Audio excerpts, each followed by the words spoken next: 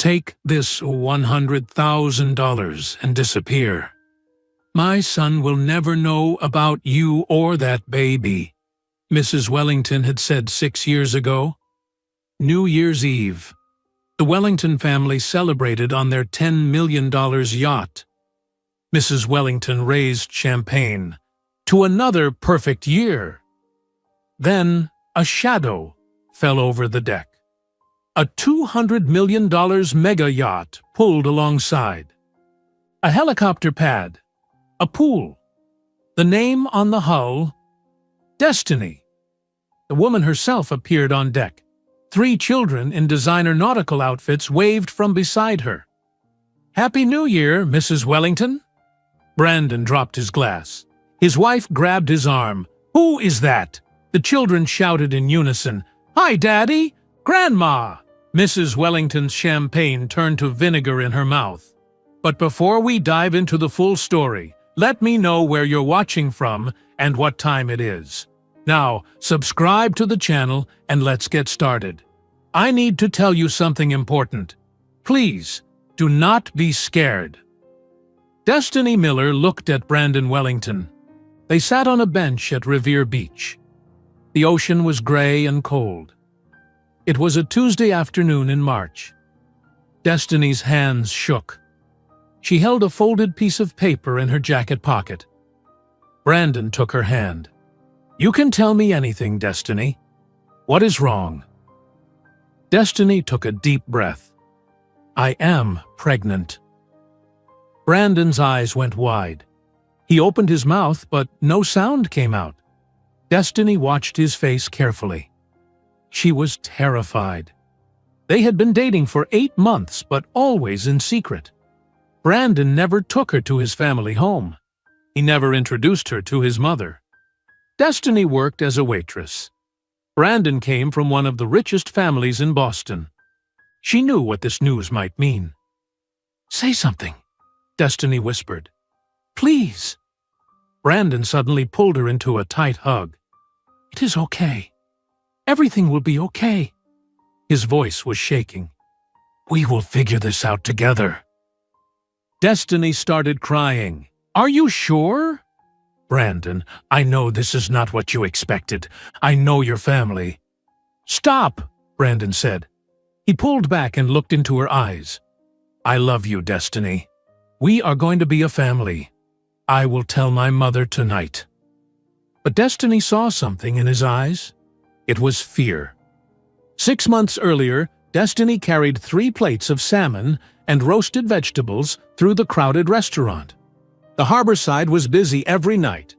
It sat near Beacon Hill in downtown Boston. Rich people came here after work. They wore expensive suits and drank expensive wine. Destiny smiled at every customer. She needed the tips. "Excuse me, miss?" A man at table 7 raised his hand. "Can I get more water?" "Of course, sir. Right away." Destiny rushed to the back, filled a pitcher, and returned to his table. She was 22 years old. She came to Boston from a small town in Ohio 2 years ago. Her mother still lived in Ohio. Her mother worked 2 jobs her whole life. Destiny's father left when Destiny was 5 years old.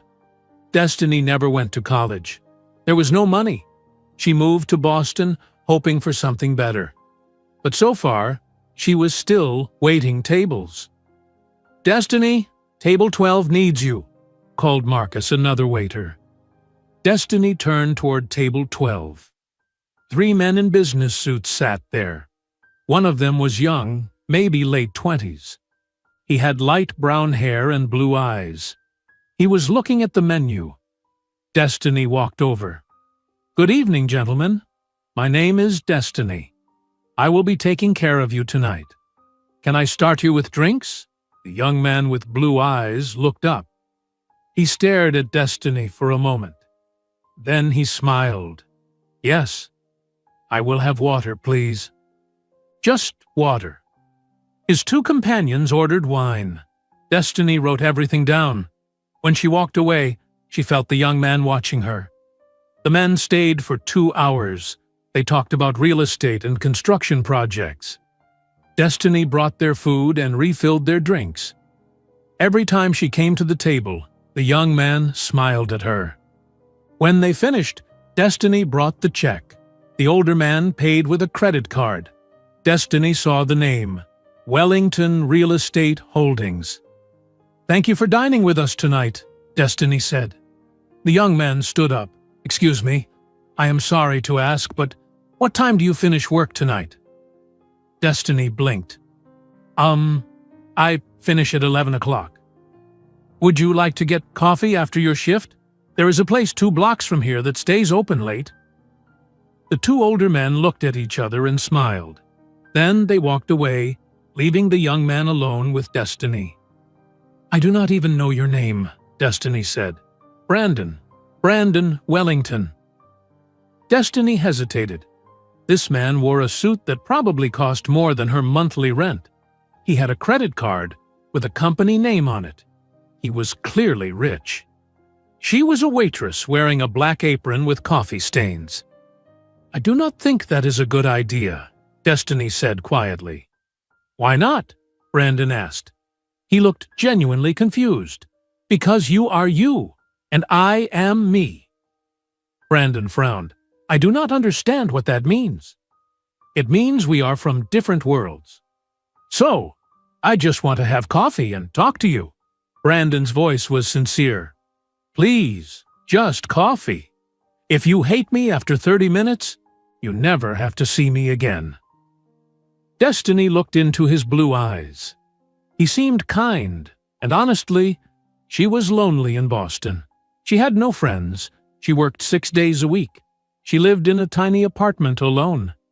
"Okay," she said, "just coffee." Brandon came back to the harborside 3 more times that week. Each time, he sat alone at a table and ordered food. He always requested Destiny as his server. On Friday night, Destiny finally asked him, "Do you actually like the food here, or are you just coming to see me?" Brandon laughed. "The food is good, but yes, I am coming to see you." "Why?" "Because you are different from everyone I know. You are real." Destiny did not know what to say to that. On Saturday, Brandon asked her out properly. They went to a small Italian restaurant in Cambridge, far from downtown Boston. Brandon said he liked quiet places. They talked for 3 hours. Destiny told him about Ohio, about her mother, about moving to Boston with $800 in a suitcase. Brandon told her about growing up in Brookline in a mansion with 10 bedrooms. He said his father died when he was 20 years old. He said his mother ran the family business now. He said he worked for the company, but he did not love it. "What do you love?" Destiny asked. Brandon thought for a moment. "Honestly, I do not know yet. I never got to choose what I love. Everything was already decided for me." Destiny felt sad for him. She had no money, but at least she had freedom. They started dating. For 8 months, they met in secret. Brandon took Destiny to beaches, to small restaurants in towns outside Boston, to parks where nobody knew them. He never took her to his home. He never introduced her to his mother. "Why do we always hide?" Destiny asked one night. Brandon looked uncomfortable. "My mother is difficult. She has very specific ideas about who I should date." "You mean she would not approve of me?" "It is not about you, Destiny. It is about her. She cares too much about status and reputation. So I am not good enough for the Wellington family." "That is not what I said." Brandon grabbed her hands. "I love you. I do not care what my mother thinks. I just need time to figure out how to tell her." But months passed, and Brandon never told her. Then Destiny started feeling sick at work. She felt dizzy. Her stomach hurt. She was late for her period. She bought a pregnancy test from a pharmacy. In her tiny apartment bathroom, she sat on the floor and waited for the result. 2 pink lines. Positive. Destiny sat there for an hour, crying and shaking. She was pregnant. She had no college degree, no career, no savings.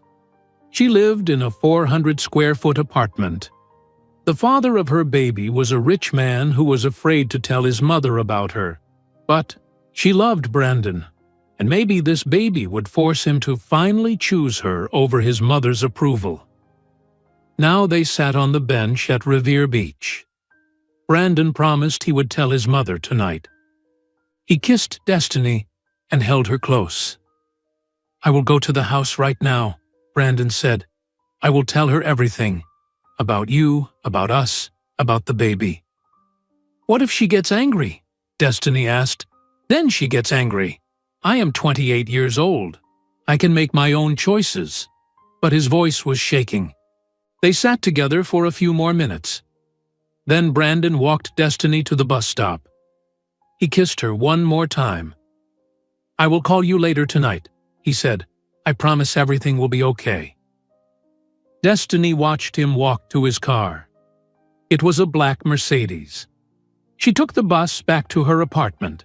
She sat on her bed and waited for his call. Brandon drove toward Brookline. His hands were sweating on the steering wheel. The Wellington mansion was 20 minutes away. He rehearsed what he would say to his mother. "Mom, I am dating someone. Her name is Destiny.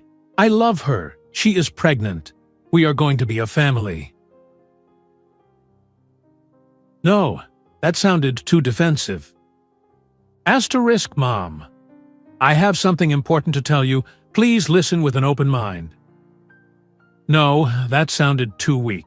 Brandon's phone rang. It was his mother. "Hello, Mother." "Brandon, where are you? We have a board meeting in 30 minutes. "I am coming to the house. I need to talk to you about something personal." There was a pause. "Personal? What is wrong?" "Nothing is wrong. I just need to tell you something. I will be there in 10 minutes. Victoria's voice became cold. "Fine, I will be in the library." Brandon hung up. He gripped the steering wheel tighter. His whole body was tense. He knew his life was about to change forever. He just did not know how much. The mansion gates opened automatically. Brandon drove through and parked in the circular driveway. The house was huge, made of gray stone with white columns. Brandon grew up here, but tonight it felt cold and uninviting. He walked to the front door. Maria, the housekeeper, opened it before he could knock. "Good evening, Mr. Brandon. Your mother is waiting in the library." "Thank you, Maria." Brandon walked through the marble hallway. His footsteps echoed. He passed paintings that cost more than most people earned in a lifetime. He reached the library door and knocked. "Come in."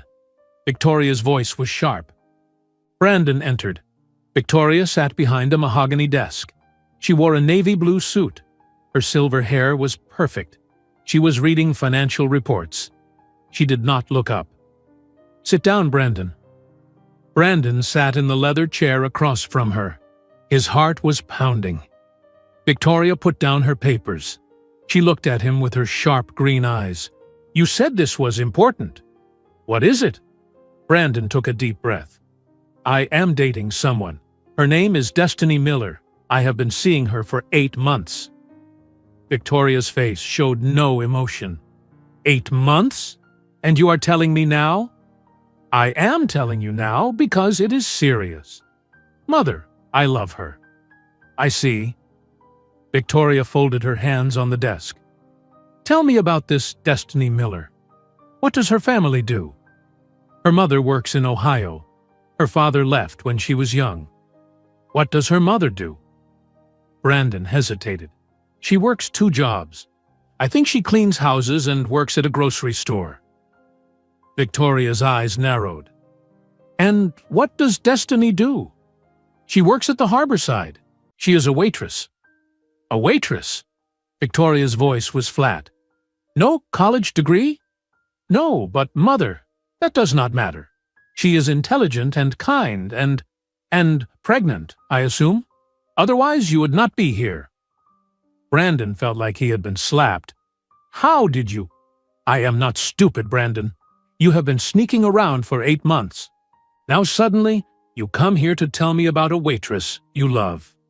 There is only one reason you would finally tell me." Victoria leaned forward. "How far along is she?" 3 months?" Victoria closed her eyes briefly. When she opened them, they were cold as ice. "This is unacceptable." "Mother, I am not asking for your permission. I am telling you. Destiny and I are going to be a family. We are going to raise this child together." "No, you are not." "Excuse me?" Victoria stood up. She walked to the window and looked out at the garden. "Brandon, you are my only son. You are the heir to the Wellington fortune. Do you understand what that means?" "I understand, but—" "You clearly do not understand." Victoria turned around. "This family has a reputation. We have built an empire over 3 generations. I will not let you throw it away for a pregnant waitress with no education and no family connections." "Destiny is not throwing anything away. I love her." "Love?" Victoria laughed. It was a harsh sound. "Love does not pay bills, Brandon. Love does not build companies.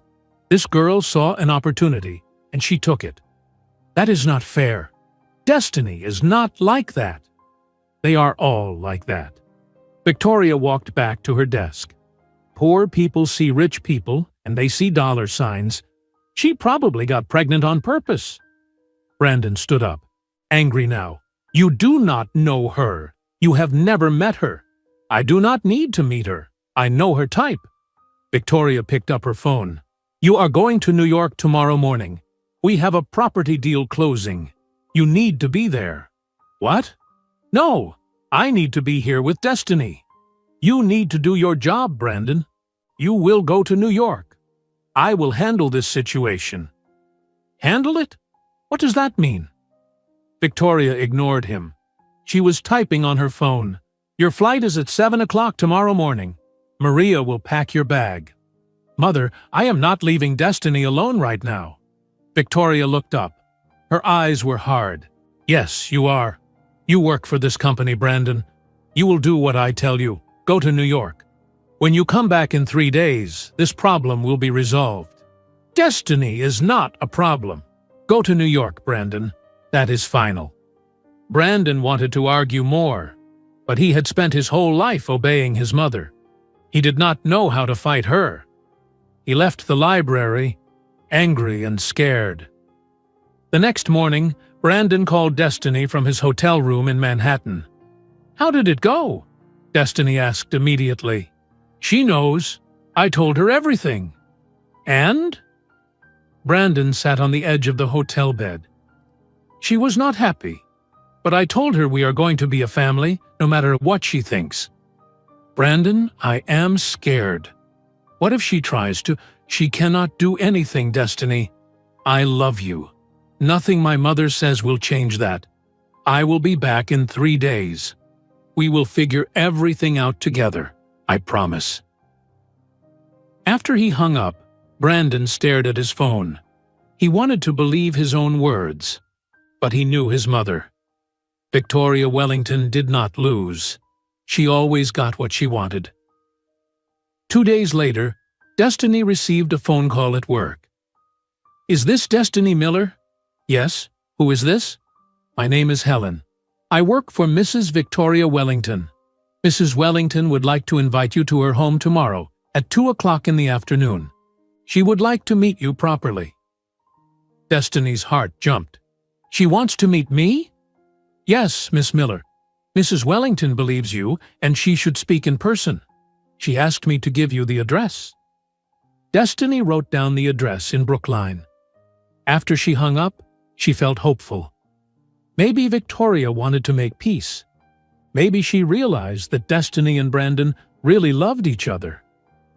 Destiny asked her co-worker Rachel if she could borrow a dress.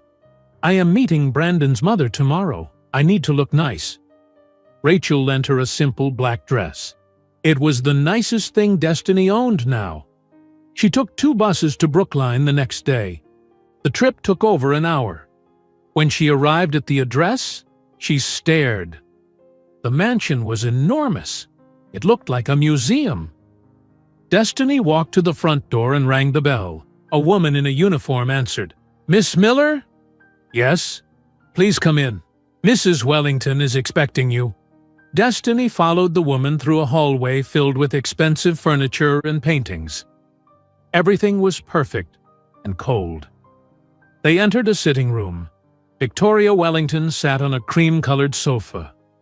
She wore a black suit and pearls. She looked at Destiny with sharp green eyes. "Sit down, Miss Miller." Destiny sat in the chair across from Victoria. She folded her hands in her lap. Her palms were sweating. "Would you like something to drink?" Victoria asked. "No, thank you." "Very well." Victoria studied Destiny carefully. "You are younger than I thought. How old are you?" 22. 22. Victoria nodded. "And you work as a waitress at the Harborside?" "Yes, ma'am." "Where did you go to college?" "I did not go to college. My family could not afford it." "I see."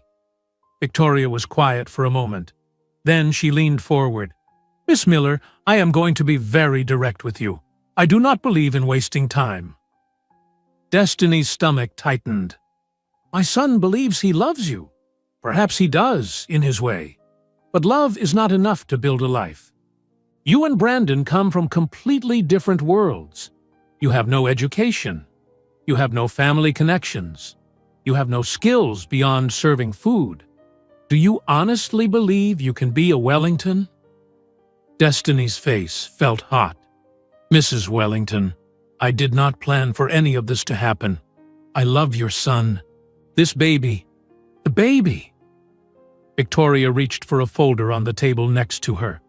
She opened it and took out a piece of paper. She placed it on the coffee table between them. It was a check. Destiny stared at it. $100,000. "This check is yours," Victoria said calmly. "Take it. Leave Boston tonight. Never contact my son again." Destiny looked up at Victoria in shock. "You want me to disappear?" "I want you to be realistic. $100,000 is more money than you would make in 5 years as a waitress. Take it. Start a new life somewhere else. Raise your child alone. You will be fine." "I do not want your money. I want Brandon." "Brandon does not know what he wants. He is confused. In a year he will forget about you." Victoria's voice became colder. "If you do not take this money and leave, I will make your life very difficult, Miss Miller. I have lawyers. I have connections. I can make sure you never work in Boston again. I can tie you up in legal battles for years. You cannot fight me. You have nothing." Destiny felt tears in her eyes. She was 3 months pregnant. She had $800 in her bank account. She lived alone in Boston. Her mother was 1,000 miles away in Ohio. Victoria Wellington was one of the richest women in Massachusetts. "Why are you doing this?" Destiny whispered. "I am protecting my family." Victoria pushed the check closer. "Take it. Leave tonight. This is the best option for everyone." Destiny's hands shook. She looked at the check. $100,000. She could leave Boston. She could have the baby somewhere safe. She would not have to fight the Wellington family, but Brandon loved her. Did he not? Except Brandon was in New York. He did what his mother told him to do. He left Destiny alone when she needed him most. Destiny picked up the check. Tears ran down her face. "Smart girl," Victoria said. Destiny stood up. She did not look at Victoria. She walked out of the sitting room, through the hallway, and out the front door. She walked down the long driveway with the check in her shaking hand. Her other hand rested on her stomach, where her baby was growing. She did not look back at the mansion. Destiny took the bus back to her apartment. The ride took an hour. She stared out the window, but saw nothing. The check was folded in her jacket pocket. She could feel it there, like it was burning through the fabric. When she reached her apartment building, She climbed the 3 flights of stairs slowly. Her legs felt heavy. She unlocked her door and went inside. The apartment was tiny. 1 room with a bed, a small kitchen area, and a bathroom. This had been her home for 2 years. Destiny sat on her bed. She pulled out the check and stared at it again. $100,000. More money than she had ever seen in her life. She thought about her mother working 2 jobs in Ohio. She thought about eating cereal for dinner as a child because there was no money for anything else. She thought about Victoria's cold green eyes. Asterisk, you have nothing. Destiny started crying. She cried for 20 minutes. Then she stopped. She wiped her face. She stood up and pulled her suitcase from under the bed. If she stayed in Boston, Victoria would destroy her. If she stayed, she would spend years fighting lawyers while trying to raise a baby alone. Brandon was too weak to stand up to his mother. He proved that by going to New York when Destiny needed him. She had to leave. She had to survive. She had to protect her baby. Destiny packed her clothes. She did not own much. Everything fit in 2 suitcases. She packed the photos she had of Brandon. She packed the necklace he gave her for her birthday. She left the books because they were too heavy. At 9 o'clock that night, Destiny called her manager at the Harborside. "Tom, this is Destiny. I have to quit. I am leaving Boston tonight." "What? Destiny, what happened? Are you okay?" "I cannot explain. I am sorry. Thank you for everything." She hung up before he could ask more questions. Then she called a taxi. She gave the driver her address and told him she was going to Logan Airport. The taxi arrived 30 minutes later. Destiny took one last look at her apartment. She had been so hopeful when she moved here 2 years ago. She thought Boston would give her a better life. Instead, it gave her a broken heart. She locked the door and left the key with her landlord. She told him she was not coming back. At Logan Airport, Destiny stood in front of the departure board. Where should she go? She could not go back to Ohio. Her mother lived in a 1-bedroom apartment and could barely support herself. Destiny needed to go somewhere with opportunities, somewhere far from Boston. She saw Austin, Texas on the board. She knew Austin was growing. She read an article once about technology companies moving there. The next flight was at 11:45 that night. Destiny bought a one-way ticket. It cost $320. She had 45 minutes before boarding. She sat in the airport and put her hand on her stomach. "We are going to be okay," she whispered. "I promise." Brandon returned from New York 3 days later. He took a taxi straight from the airport to Destiny's apartment. He had tried calling her for 3 days. She never answered. He told himself she was probably working. He knocked on her apartment door. No answer. He knocked again. Harder. A man opened the door next to Destiny's apartment. "You looking for the girl who lived there?" "Yes. Destiny Miller." "Is she home?" "She moved out 3 nights ago. Left in a taxi with 2 suitcases. Gave her key to the landlord." Brandon felt his chest tighten. "She moved out? Did she say where she was going?" "Nope. Just said she was not coming back." Brandon ran down the stairs. He drove to the Harborside restaurant. He found Tom, the manager. "Where is Destiny? I need to talk to her." Tom looked uncomfortable. "She quit 3 days ago, Brandon. She called me late at night and said she was leaving Boston." "Did she say why? Did she say where she went?" "No. She just said she had to go. She sounded upset." Brandon drove back to the Wellington mansion. He was shaking. Something was very wrong. He found Victoria in her study. "Where is Destiny?" Brandon demanded. Victoria looked up from her computer. "Excuse me?" "Destiny is gone. She moved out of her apartment. She quit her job. She left Boston." "What did you do?" Victoria closed her laptop slowly. Sit down, Brandon. I do not want to sit down. What did you do? Victoria sighed. I met with her while you were in New York. We had a conversation. What kind of conversation? An honest one. I told her that you and she were not compatible. I offered her money to leave Boston and start over somewhere else. Brandon felt like the room was spinning. You paid her to leave? I gave her $100,000. She took it. She left that same night. Victoria's voice was calm. Brandon, if she really loved you, she would not have taken the money. She would have stayed and fought for you. But she did not. She took the money and ran. You are lying. I am not lying. I have the bank records. She cashed the check. Victoria stood up and walked to Brandon. I know this hurts, but it is better you learn the truth now.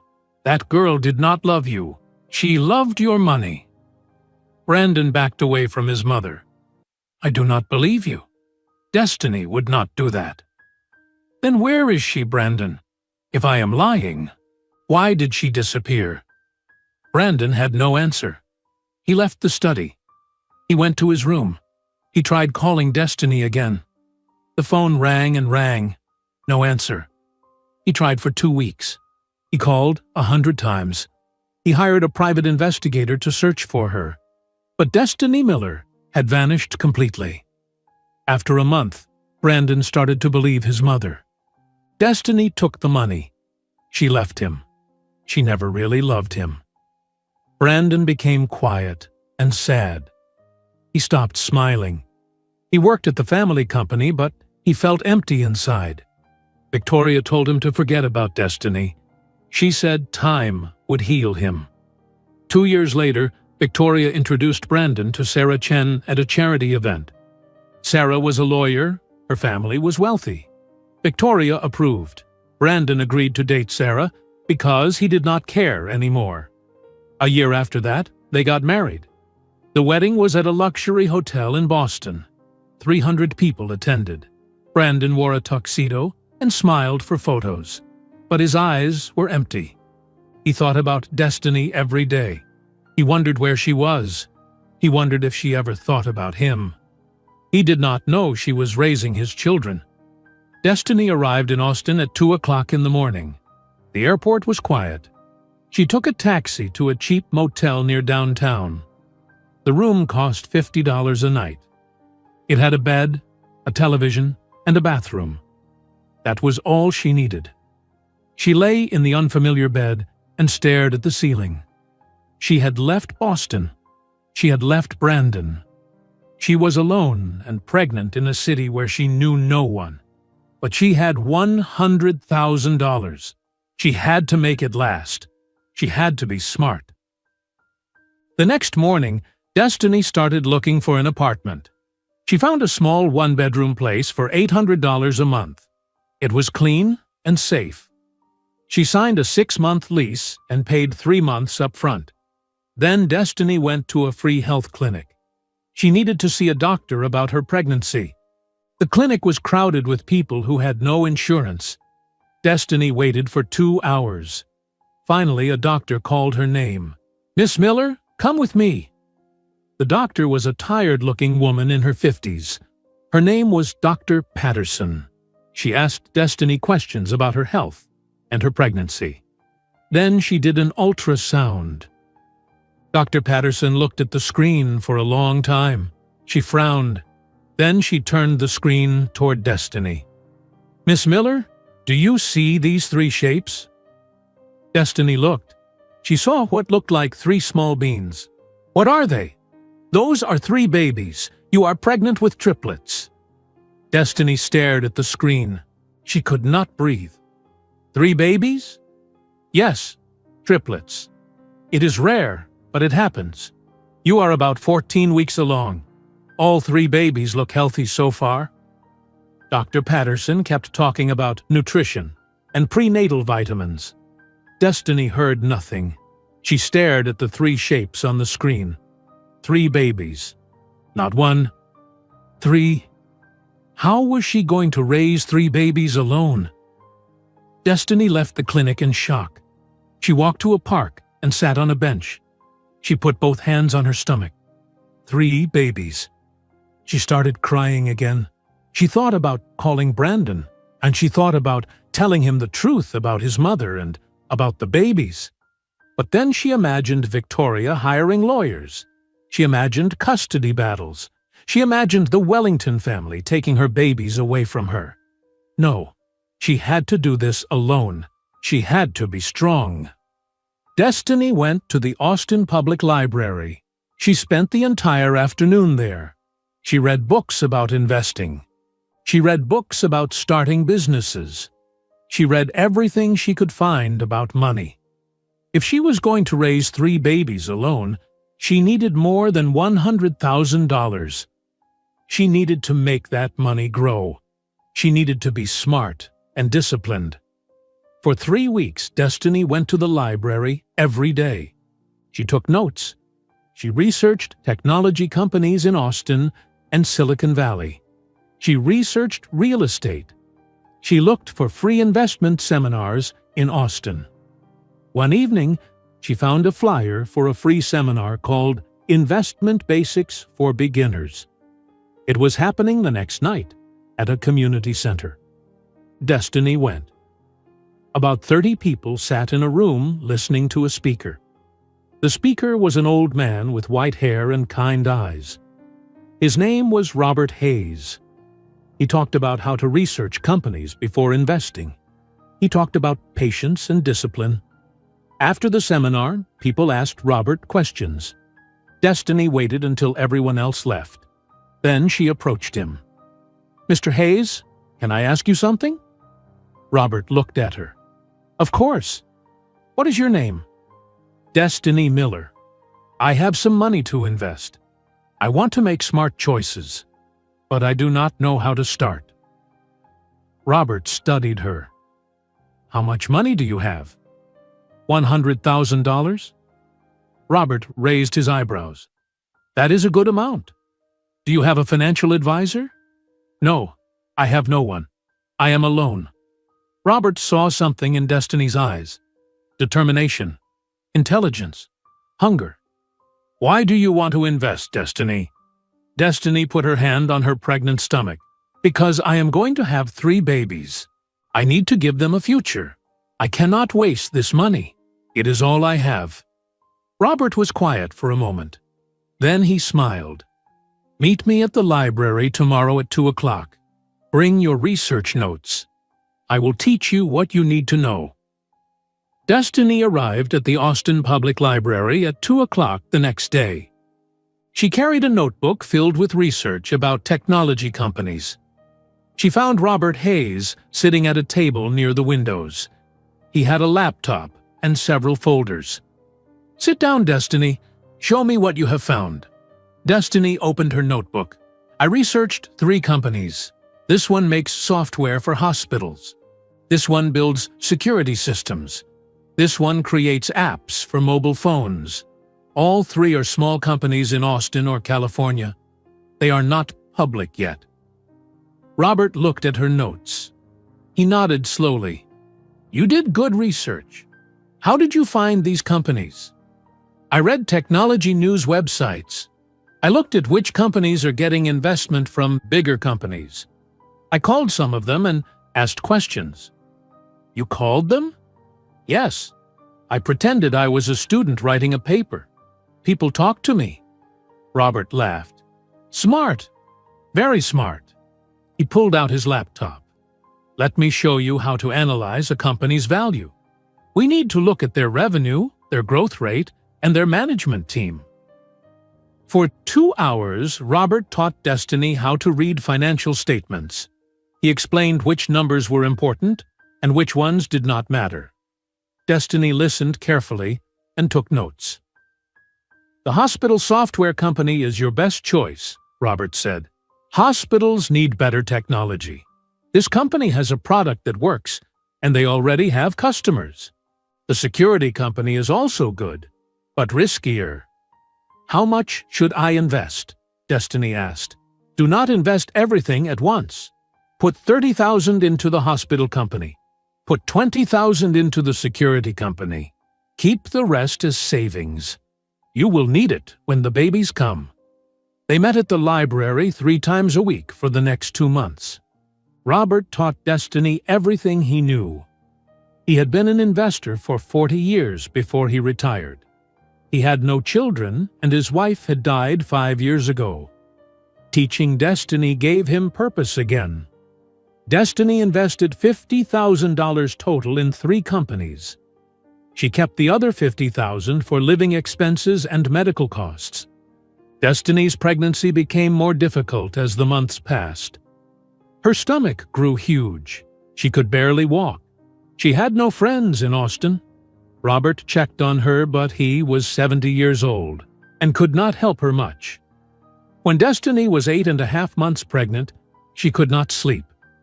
Her back hurt constantly. She lived on the 2nd floor, and climbing the stairs was painful. But she never complained. Every night, after trying to sleep, she sat at her small kitchen table with her laptop. She researched more companies. She read business news. She checked her investments. The hospital software company was growing fast. Her $30,000 investment was now worth $45,000. One night in June, Destiny felt a sharp pain in her stomach.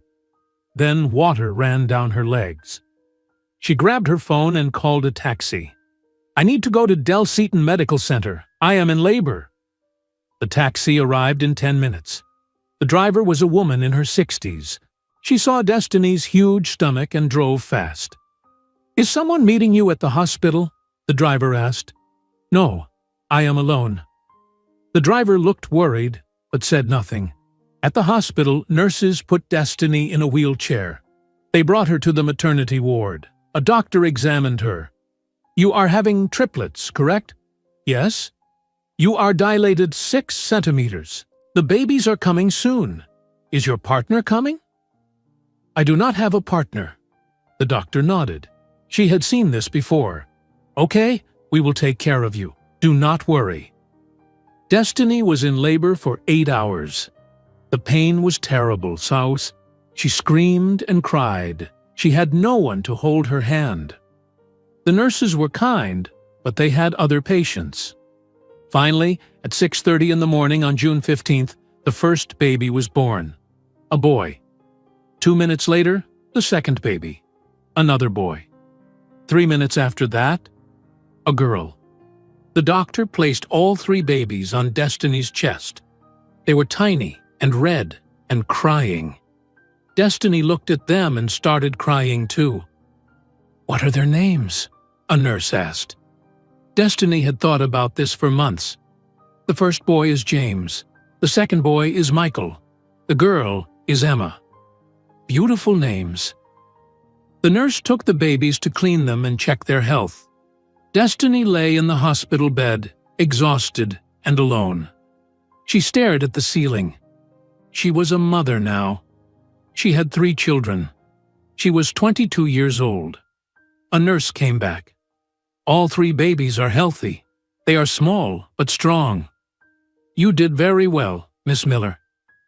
"Thank you. Is there anyone you want to call? Family? The father?" Destiny thought about Brandon. She wondered what he was doing right now. Did he think about her? Did he hate her for leaving? "No," Destiny said. "There is no one." Robert visited Destiny at the hospital the next day. He brought flowers and baby clothes. "3 babies," Robert said, looking at them through the nursery window. "You are very brave, Destiny." "I am scared, Robert. How am I going to take care of 3 babies alone? One day at a time. That is all you can do." Destiny went home 3 days later. A hospital social worker drove her and the babies to her apartment. Destiny carried James. The social worker carried Michael and Emma. They climbed the stairs slowly. Inside the apartment, Destiny had 3 cribs. She bought them used from a website. She put each baby in a crib. They slept peacefully. The social worker looked around the small apartment. "Will you be okay here alone?" "Yes, I will be fine." After the social worker left, Destiny sat on the floor between the 3 cribs. She watched her babies sleep. She felt overwhelmed and exhausted and terrified. But she also felt determined. These babies would have everything she never had. She would make sure of it. The first year was the hardest year of Destiny's life. The babies woke up every 2 hours. Destiny fed them, changed them, cleaned them. She barely slept. She barely ate. Her body was exhausted. But every night, after the babies finally slept, Destiny opened her laptop. She checked her investments. She read business news. She researched new opportunities. Robert visited once a week. He held the babies while Destiny showered or made food. He looked at her investment portfolio. "The hospital software company is doing very well," Robert said one evening. "Your investment is now worth $60,000. "Really?" Destiny felt a small spark of hope. "Yes. And I found another opportunity. A small company in Silicon Valley is creating new security technology. They need investors. I think you should put $10,000 into it." Destiny looked at her 3 sleeping children. "Okay, let's do it." Over the next 2 years, Destiny's investments grew steadily. The hospital software company was bought by a larger corporation. Destiny's initial $30,000 investment was now worth $1.2 million. She moved to a bigger apartment with 3 bedrooms. She bought a car. She hired a part-time nanny so she could focus more on investing. The security company Robert found went public. Destiny's $10,000 investment was now worth $300,000. By the time James, Michael, and Emma turned 3 years old, Destiny was worth over $10 million. She sat in her new apartment and called Robert. "It is working, Robert. Everything you taught me is working." Robert laughed. "I taught you the basics. You did the rest yourself. You have a gift, Destiny. You see opportunities other people miss." In Boston, Brandon's life moved forward like a slow, sad movie. He worked at Wellington Real Estate. He went to meetings. He closed deals. He made his mother proud. But inside, he was empty. Victoria arranged for Brandon to meet Sarah Chen at a charity fundraiser. Sarah was beautiful and intelligent. She was a corporate lawyer. Her parents owned restaurants and hotels. Victoria approved immediately. "Sarah is perfect for you," Victoria said. "She comes from a good family. She understands business. You should date her." Brandon did not argue. He did not care anymore. He agreed to have dinner with Sarah. Sarah was nice. They talked about work and books and travel. She laughed at his jokes. She was easy to be around. But Brandon felt nothing. No excitement, no passion. Just emptiness. They dated for a year. Sarah wanted to get married. Her parents wanted them to get married. Victoria definitely wanted them to get married. Brandon said yes because he had no reason to say no. The wedding was planned for October 5th. It took place at the Four Seasons Hotel in Boston. 300 guests attended. The room was decorated with white roses and candles. Everything was elegant and expensive. Brandon stood at the altar in his tuxedo. He watched Sarah walk down the aisle in her white dress. She looked beautiful. Everyone smiled. But when Brandon said, "I do," he thought about Destiny. He wondered where she was. He wondered if she was happy. He wondered if she ever regretted taking the money and leaving. He did not know she was in Texas raising his 3 children. He did not know she was building an empire. He did not know that one day she would come back and change everything. After the wedding, Brandon and Sarah moved into a house in Beacon Hill. They went to work. They attended charity events. They had dinner with their parents. They lived the life Victoria wanted for them. But they were not happy. Sarah knew Brandon did not love her. Brandon knew Sarah married him for status and security. They were polite to each other. They slept in the same bed, but barely touched. 2 years after the wedding, Sarah asked Brandon, "Do you ever think about her? The waitress from before?" Brandon looked at his wife. "Every day." Sarah nodded. She was not surprised. "I know you do not love me, Brandon, but this is the life we chose. We should try to make the best of it." "You are right," Brandon said, but he did not believe it. In Austin, Destiny received a phone call from Robert. "Destiny, the security company just got bought by a major tech corporation. Your investment just became worth $50 million. Destiny sat down on her couch. James, Michael, and Emma were playing with toys on the floor. "$50 million? Yes, congratulations. You are officially very rich." After she hung up, Destiny looked at her 3 children. They were healthy and happy. They had everything they needed. But Destiny thought about Victoria Wellington. She thought about the cold mansion in Brookline. She thought about how Victoria treated her. One day, she would go back. One day, Victoria would see what the poor waitress became. But that day would have to wait. First, Destiny had to make sure her children were completely secure. $50 million was a lot of money, but it was not enough. Not yet. Over the next 3 years, Destiny's investments continued to grow. The security company stock went public and tripled in value. She invested in a small artificial intelligence company in California. She bought real estate in Austin and Houston. She worked with Robert to find every opportunity.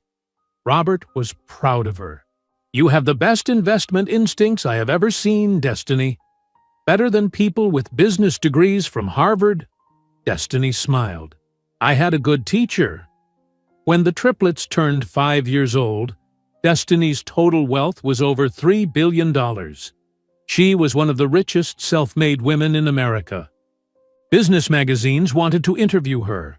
They wanted to know her story. She refused every request. She wanted privacy. One evening, Destiny sat with Robert at a coffee shop in downtown Austin. The triplets were at home with their nanny. "I am thinking about moving," Destiny said. "Moving? Where?" "Miami, Florida. I want to be near the ocean. I want the children to grow up somewhere beautiful."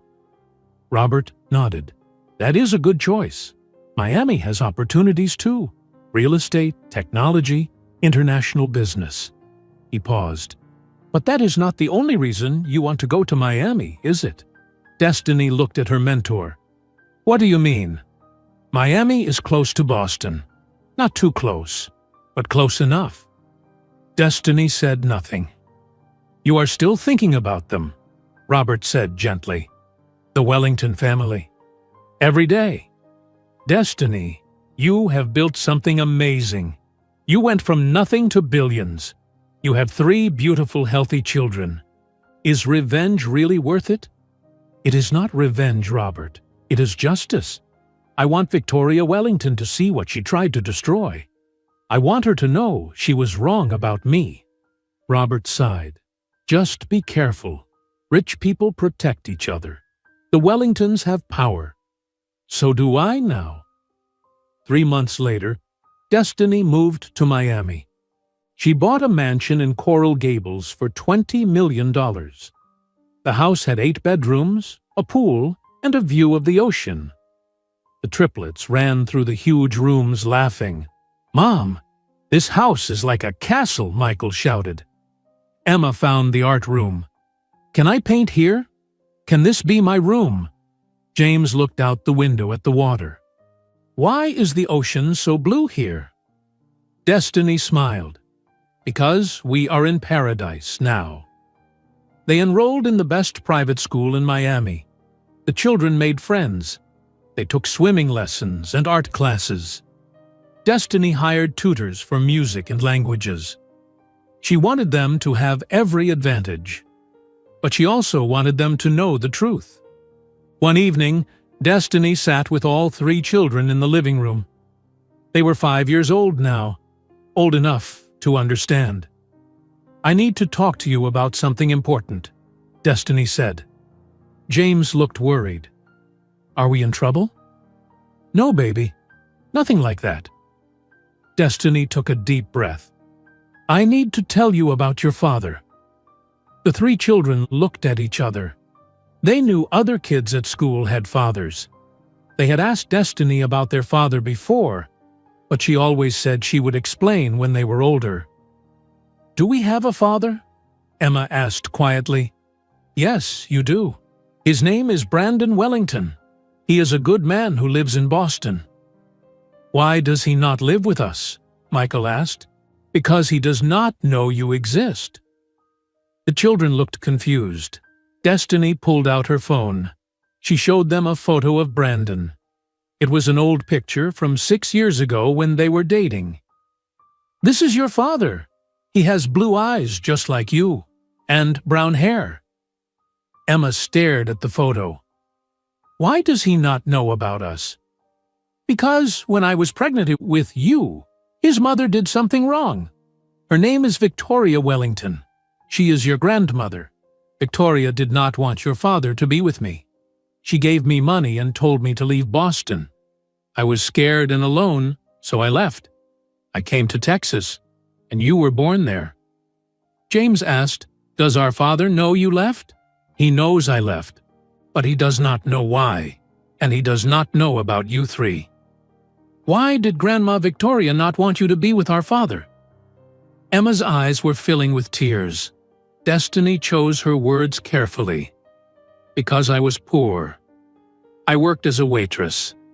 Victoria thought I was not good enough for her family. But she was wrong. I am successful now. And you three are the most wonderful children in the world. Michael stood up. Can we meet our father? Yes. One day soon, you will meet him. What about Grandma Victoria? James asked. Will we meet her too? Yes, but I need you to understand something. Your grandmother made a mistake. She hurt me, and she kept you away from your father. But people can change. We will give her a chance. Emma climbed into Destiny's lap. Will our father love us? Destiny hugged her daughter. He will love you so much. I promise. That night, after the children went to bed, Destiny opened her laptop. She hired a private investigator. His name was David Chen.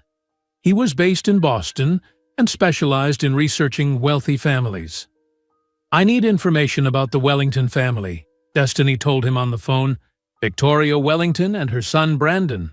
I want to know everything about their lives for the past 6 years.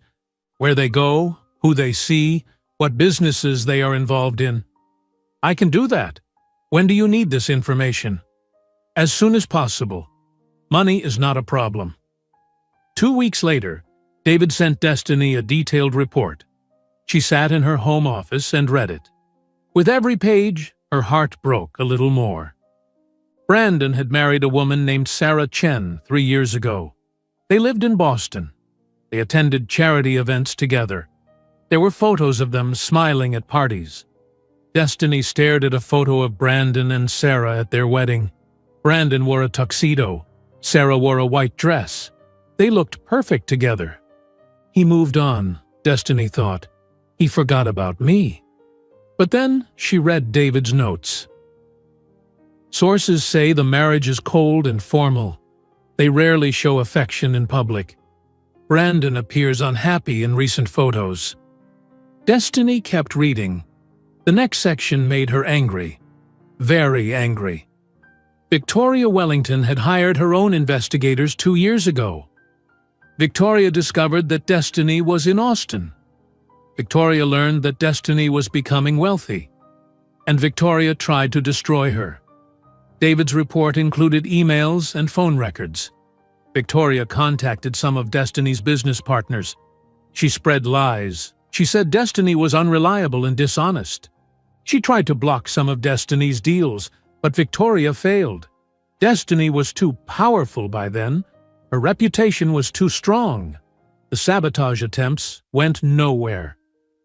Destiny closed the laptop. She sat in the dark office, shaking with anger. Victoria did not just hurt her 6 years ago. Victoria was still trying to hurt her. Victoria saw that Destiny was becoming successful and could not accept it. This was not just about separating her from Brandon. This was about control. Victoria could not stand the idea that the poor waitress became richer than the Wellingtons. Destiny made a decision. She would confront Victoria. She would make Victoria face the truth. And she would do it in a way that Victoria would never forget. The next day, Destiny called the best law firm in Miami. She asked for their top family lawyer. She met with Thomas Grant 2 days later. Thomas was 50 years old with gray hair and sharp eyes. He had handled custody cases for billionaires and celebrities. "Miss Miller, what can I do for you?" "I need to establish paternity for my 3 children. Their father does not know they exist. I want him to know. I also want to confront his mother, who paid me to disappear 6 years ago." Thomas leaned forward. "Tell me everything." Destiny told him the whole story. Victoria's offer, the $100,000, the pregnancy, the triplets, her success, Victoria's attempts at sabotage. When she finished, Thomas was quiet for a moment. Then he said, "This is a strong case. We have the check from 6 years ago. We can get DNA evidence. We can prove everything you are saying. What exactly do you want to happen?" "I want Brandon to meet his children. I want shared custody. I want Victoria to apologize for what she did. And I want to do this publicly. I want Victoria to understand that she does not control everything." Thomas nodded. "I can help you with all of that, but I need to warn you this will be messy. The Wellingtons will fight back. They have lawyers and resources." "So do I," Destiny said calmly. "I am worth over $3 billion. I can fight as long as necessary." Thomas smiled. "Then let's begin. First, we need to get DNA evidence. Do you have anything that belonged to Brandon? Hair, clothing, anything?" "I have a shirt he left at my apartment 6 years ago. I kept it." "Perfect. We will test that against samples from your children. Once we have proof, we need to plan how to approach the family." Destiny thought for a moment. "I want to do it face to face. I want to see Victoria's expression when she realizes what she lost." "Do you know when the Wellington family will be in Miami?" "Not yet, but I will find out." Thomas stood up. "This is going to be quite a confrontation, Miss Miller. Are you ready for this?" Destiny thought about the cold mansion in Brookline. She thought about Victoria's cruel words. She thought about 6 years of raising her children alone. She thought about Victoria trying to sabotage her business. "I am ready." After leaving Thomas's office, Destiny called David, the investigator. "I need one more thing. Find out when the Wellington family will be in Miami.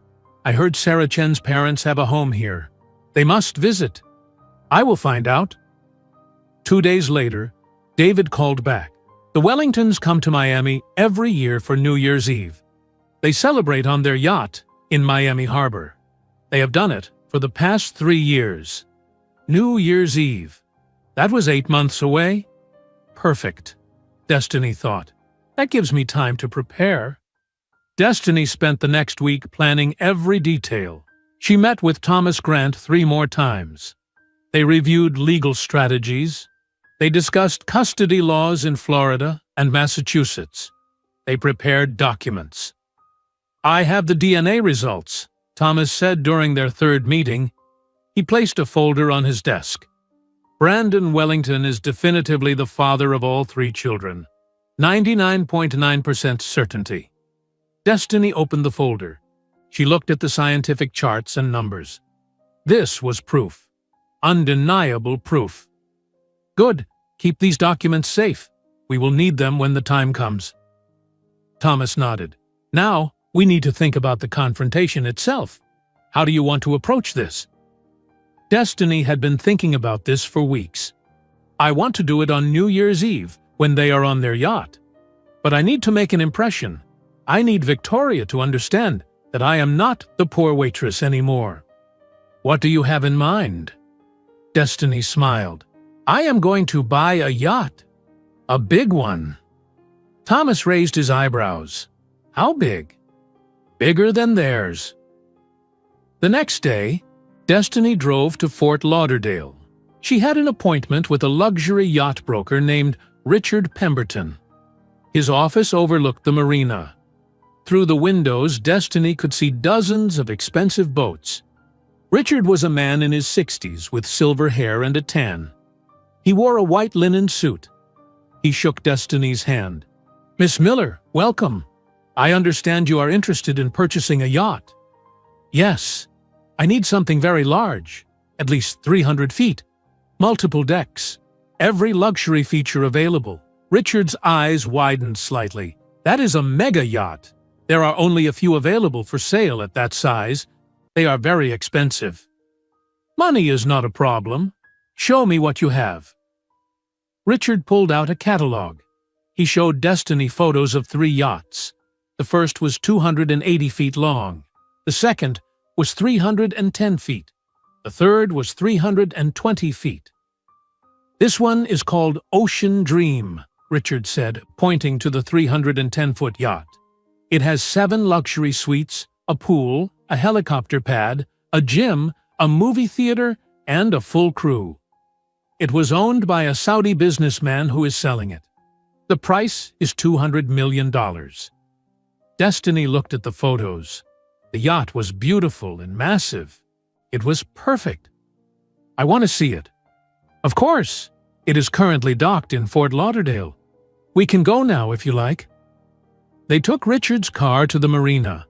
When they arrived, Destiny saw the yacht. It was enormous. It was gleaming white and looked like a floating palace. Richard led her aboard. The interior was stunning. Everything was marble and gold and expensive wood. The master suite was bigger than Destiny's first apartment in Boston. The pool was on the upper deck with a view of the ocean. What do you think? Richard asked. Destiny stood on the highest deck. She imagined Victoria's face when she saw this yacht. She imagined pulling up next to the Wellington's small boat. She imagined Victoria realizing who owned it. I will take it. Richard blinked. You will take it? Just like that? Do not you want to think about it? No, I want to buy it today. How fast can we complete the transaction? Well, with something this expensive, it usually takes several weeks. Bank transfers, legal paperwork, inspections. I can pay in cash. I can have the money transferred today. I want this yacht delivered to Miami Harbor within 1 month. Richard stared at her. Miss Miller, who are you? Destiny smiled. Someone who knows what she wants. 3 weeks later, the yacht was delivered to Miami Harbor. Destiny stood on the dock and watched it arrive. Workers had changed the name. On the side of the yacht, in huge black letters, was the word Destiny. People stopped and stared. News helicopters flew overhead filming it. By that evening, the local news was reporting on the mysterious billionaire who bought one of the largest yachts in Florida. Destiny hired a crew of 15 people. She hired a captain named William Porter who had worked on mega yachts for 20 years. She paid them well and told them to keep the yacht in perfect condition. The triplets were excited when they saw it. Destiny took them aboard one afternoon.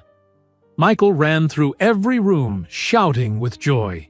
Mom, this is amazing! It is huge! Can we live here? No, baby. We live in our house, but we can come here whenever we want. Emma found the art studio on the yacht. Someone had put painting supplies there. Is this for me? Yes, sweetheart. You can paint here. James explored quietly. He found the library filled with books. He looked at Destiny with wide eyes. Are all these books ours? Yes, James. Everything on this yacht is ours. That night, after the children went to bed, Destiny stood on the deck of her yacht alone. The Miami lights reflected on the water. She thought about how far she had come. 6 years ago, she was a scared waitress taking a bus across the country. Now she owned a $200 million yacht. But it was not about the money. It was about showing Victoria that she was wrong. It was about justice. As New Year's Eve approached, Destiny prepared the children. One evening in late December, she sat them down in the living room. They were 6 years old now. They were smart and understood more. "Remember when I told you about your father?" Destiny began. The 3 children nodded. They asked about Brandon often. "You are going to meet him very soon, on New Year's Eve." Emma's face lit up. "Really? We are going to meet Daddy?" "Yes. He will be here in Miami on his family's yacht. We are going to sail our yacht next to his. And you are going to meet him." Michael pumped his fist. "Yes, I cannot wait." James looked worried. "What if he does not like us?" Destiny pulled James close. "He will love you, I promise. Your father is a good man. He just did not know you existed." "Will Grandma Victoria be there?" Emma asked quietly. "Yes, she will be there too." James frowned. "But Grandma Victoria was mean to you. Why do we have to meet her?" "Because she is your grandmother, and because people deserve second chances. Your grandmother made a mistake. But maybe she has changed. We will give her a chance to make things right." Destiny looked at all 3 of her children. "I need you to be brave, okay? This will be a big moment. There will be a lot of emotions. Your father will be shocked. He did not know about you, but I need you to be strong and polite." "We will, Mom," James said seriously. "Good. Now, we need to go shopping. I want you to look your best when you meet your father." The next day, Destiny took the children to the most expensive children's clothing store in Miami. She bought Michael a designer suit. She bought James dress pants and a button-up shirt. She bought Emma a beautiful blue dress with white shoes. The total cost was over $5,000. Destiny did not care. She wanted Victoria to see that her grandchildren lacked nothing. She wanted Victoria to see that they were raised with love and wealth. On December 30th, David the investigator called Destiny. The Wellington yacht just arrived in Miami Harbor. "They are docked at the south end. Your information was correct. Victoria Wellington, Brandon Wellington, and Sarah Chen are all there." Destiny felt her heart beat faster. "Thank you, David." She called Thomas Grant immediately. "They are here. Everything is ready." "Do you have the documents?" Thomas asked. "Yes, the DNA results, the bank records showing Victoria's payment, everything." "Good. I will meet you at the yacht tomorrow at noon. We will go over everything one more time before the confrontation." That night, Destiny could not sleep. She stood on her bedroom balcony looking at the ocean. Tomorrow, everything would change. Tomorrow, Brandon would learn he had 3 children. Victoria would face the consequences of what she did 6 years ago. Destiny thought about Brandon. She wondered if he still thought about her. She wondered if he was happy with Sarah. Part of her was still angry that he married someone else. But mostly, she just wanted him to know his children. Tomorrow would bring truth. Tomorrow would bring justice. On New Year's Eve morning, Destiny woke up early. She showered and dressed in an elegant black dress. She wore diamond earrings and a necklace. She looked at herself in the mirror. She looked powerful and wealthy. She looked nothing like the scared waitress who left Boston 6 years ago. She woke the children and helped them get dressed. Michael struggled with his tie. Emma wanted her hair in a specific style. James was quiet and nervous. "It is going to be okay," Destiny told them. "Remember, your father loves you even though he has not met you yet. Just be yourselves." Thomas Grant arrived at the mansion at 11 o'clock. He carried his leather briefcase with all the documents. He wore a gray suit and looked very professional. "Are you ready, Miss Miller?" "I am ready." They drove to Miami Harbor. The yacht crew was waiting. Captain Porter greeted them.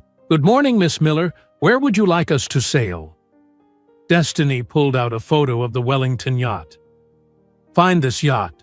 Park directly next to it." Captain Porter looked at the photo. He nodded. "Understood." The yacht left the dock at noon. Destiny stood on the upper deck with her children and her lawyer. The wind blew through her hair. The sun was bright. Miami Harbor was filled with boats celebrating New Year's Eve. "There!" Captain Porter called out. He pointed to a yacht about half a mile away. "That is the Wellington yacht."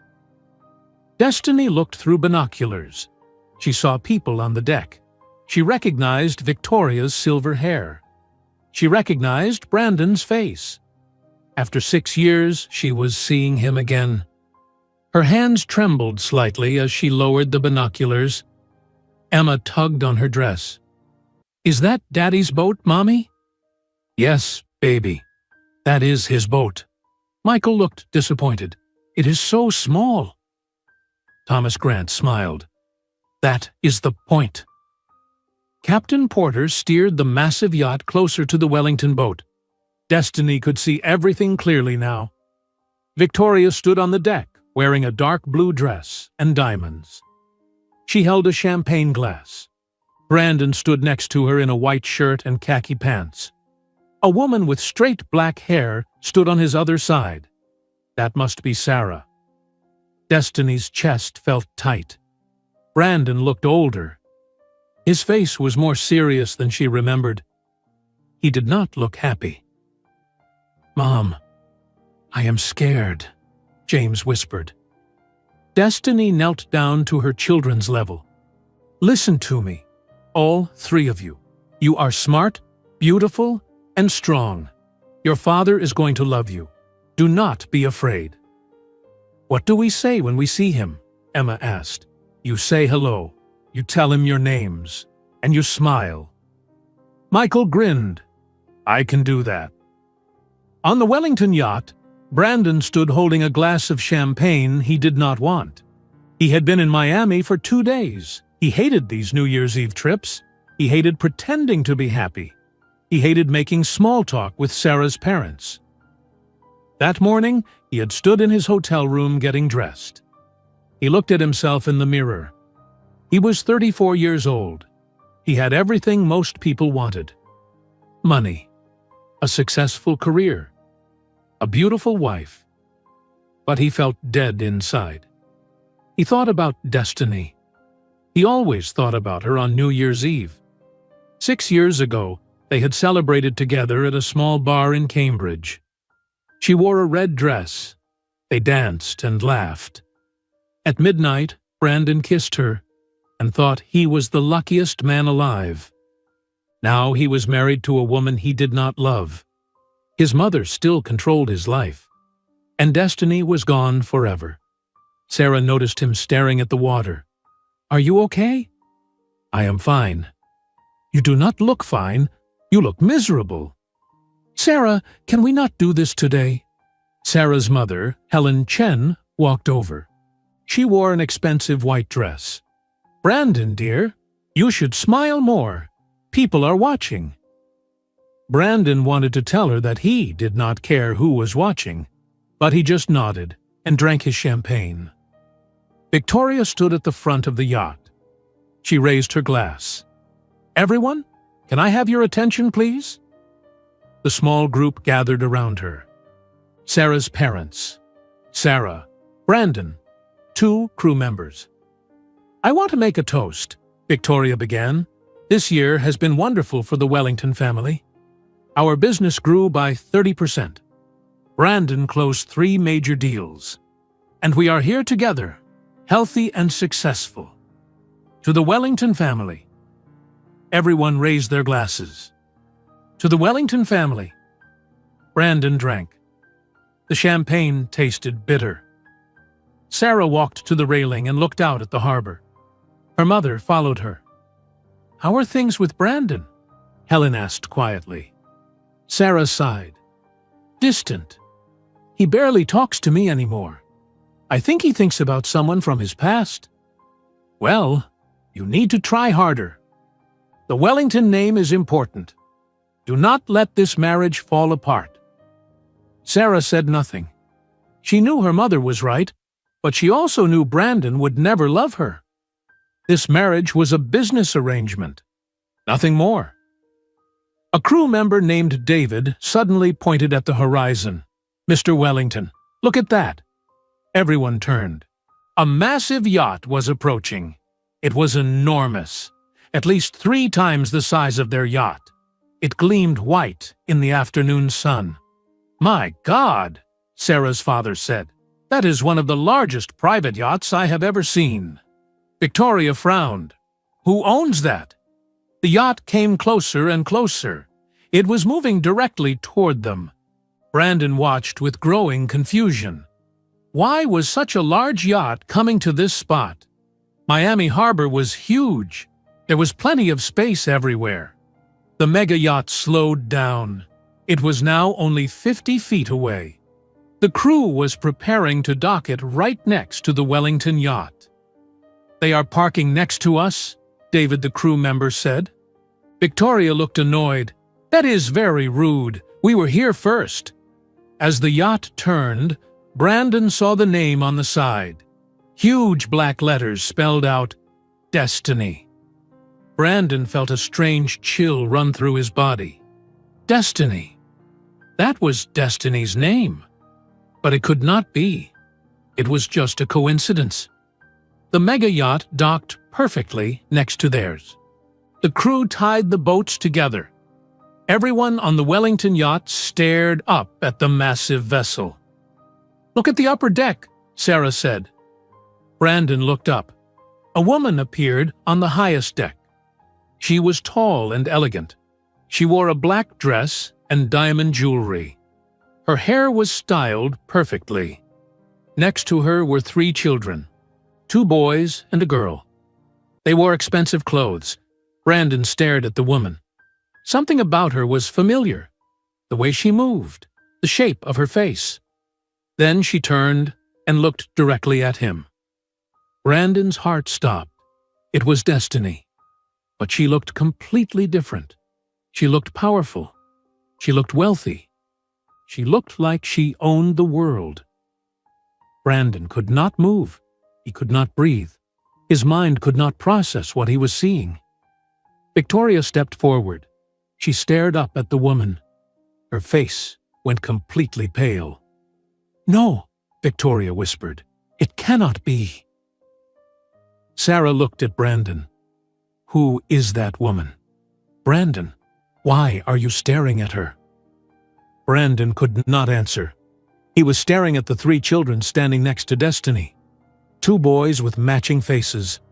1 girl with curly hair. All 3 of them had dark brown skin and striking blue eyes. His blue eyes. "Brandon, who are those people?" Sarah demanded. Destiny smiled. She took her children's hands. She said something to them that Brandon could not hear. The children nodded. Then Destiny and the 3 children walked to the railing of the upper deck. They looked down at the Wellington yacht. The children were smiling. One of the boys waved. Michael shouted first. His voice was loud and clear and happy. "Hi, Daddy!" Then Emma shouted, "Hi, Grandma!" Then James, more quietly but still loud enough to hear, "Hi, Daddy!" Brandon's champagne glass slipped from his hand. It fell to the deck and shattered into hundreds of pieces. His face turned completely white. His hands started shaking. Sarah screamed, "What did those children just say?" Victoria grabbed the railing to steady herself. She looked like she might faint. Brandon stared up at the 3 children. They were waving at him. They were calling him Daddy. They had his eyes. "Destiny," Brandon whispered. His voice was shaking. "What did you do?" On the upper deck, Destiny stood tall and calm. She looked down at Victoria with cold eyes. She had waited 6 years for this moment. 6 years of planning. 6 years of building her empire. 6 years of preparing for justice. Now the Wellington family would face the truth. Thomas Grant stepped up beside Destiny. He carried his leather briefcase. He looked very professional and very serious. "Brandon Wellington," Thomas called down. "My name is Thomas Grant. I am Miss Miller's attorney. I think we need to have a conversation. May we come aboard?" Brandon could not speak. His whole body was frozen. Sarah was crying. "Brandon, what is happening? Who are those children? Why are they calling you Daddy?" Victoria finally found her voice. "Destiny Miller, how dare you show your face here?" Destiny smiled. "Hello, Mrs. Wellington. It has been 6 years. Did you miss me?" Victoria did not answer. She was gripping the railing so hard her knuckles were white. Destiny turned to Captain Porter. "Bring the boarding platform. We are going over." The crew extended a platform connecting the two yachts. Destiny held Emma's hand. Thomas Grant held James's hand. Michael walked between them. They crossed from the mega yacht to the Wellington yacht. Sarah backed away. "Stay off this boat. You are not welcome here." Destiny stepped onto the Wellington yacht. She looked around at the small deck. "This is a nice boat, Mrs. Wellington. Small, but nice." Brandon finally moved. He walked toward Destiny. His legs were shaking. "Destiny? Is that really you?" "Hello, Brandon. Yes, it is me." Brandon looked at the 3 children, then back at Destiny, then at the children again. "I do not understand. What is happening?" Destiny took a deep breath. She had rehearsed this moment 1,000 times in her head. "Brandon, I need to tell you the truth about what happened 6 years ago. The truth your mother never told you." Victoria stepped forward. "Destiny, stop. We can discuss this privately. Not here. Not in front of everyone." "No," Destiny said firmly. "We discuss this right here, right now. You made me leave in shame 6 years ago. Now you will face the truth in front of everyone." Sarah's mother, Helen, looked confused. "Someone please explain what is going on." Destiny looked directly at Brandon. 6 years ago, when I told you I was pregnant, you told your mother. Do you remember?" Brandon nodded. His face was pale. "Yes. And then you disappeared. You took the money my mother offered you, and you left. That is what your mother told you, but it is not the truth." Destiny turned to Victoria. "Tell him, Mrs. Wellington. Tell him what really happened." Victoria said nothing. "Fine. I will tell him." Destiny looked back at Brandon. "Your mother invited me to her mansion while you were in New York. She sat me down in her sitting room. She placed a check for $100,000 on the table. She told me to leave Boston immediately and never contact you again." Sarah's father spoke up. "That does not make sense. Why would you take the money if you loved him?" "Because I was 3 months pregnant. I had no family in Boston. I had $800 in my bank account. Your mother told me that if I did not take the money and leave, she would destroy me. She said the Wellington family had lawyers and power. She said I had nothing." Destiny's voice was steady, but her eyes showed old pain. "I was terrified. So I took the money and I left." Brandon stared at his mother. "Is this true?" Victoria lifted her chin. "I did what I had to do to protect you." "Protect me?" Brandon's voice was rising. "From what?" "From making the biggest mistake of your life. She was a waitress with no education, no family, no connections. She would have ruined everything," Destiny continued. "I left Boston that same night. I moved to Austin, Texas. 5 months later, I gave birth." She turned to her 3 children, James, Michael, Emma. "Come here." The three children stepped forward. They stood in a line in front of Brandon. They looked up at him with their blue eyes. "Brandon," Destiny said quietly, "these are your children. James and Michael are twins. Emma is their sister. They are triplets. I gave birth to them 6 years ago in Austin, alone, while you were in Boston thinking I abandoned you." Brandon stared at the children. His mouth opened, but no sound came out. Sarah was crying loudly now. Helen and her husband looked shocked. Thomas Grant opened his briefcase. He pulled out a folder. "Mr. Wellington, I am Thomas Grant, Miss Miller's attorney. In this folder, you will find DNA test results confirming that you are the biological father of all 3 children.